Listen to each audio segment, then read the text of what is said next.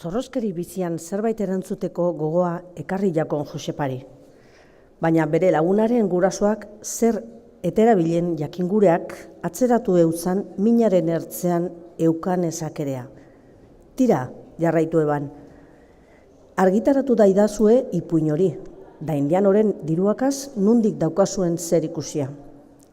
Txanogorrik, barruko estitasuna ezin gordeta, irribarrez, lurrezko pipa motza atzaska lodiakaz beteaz. Eixu kontu, don Jose Antonioren diruak neureak dirala. Baina ziren ama, beso biak bularrazpian kurutzetuta, begira jaukon Josepari. Honek ze aurpegik eraipinten eban ikusteagaitik. Ezin dut ulertu hori zelan izan leitekean. Geure alabea, don Jose Antonio gaz eskonduta. Berbera torri jaku, hementxe egonda, berak esan deusku, Mañasi nahi leukiala emaztetzat.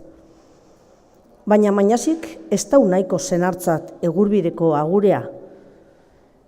Txe eta batera aserrezko arpegia ipineaz, zergaitik ez? Burutzua ta ona da bihotz handikoa dalako Mañasi, da bihotz buru da jangoiko bageko gizon bategaz ezingo litzateke alako ondo bizi.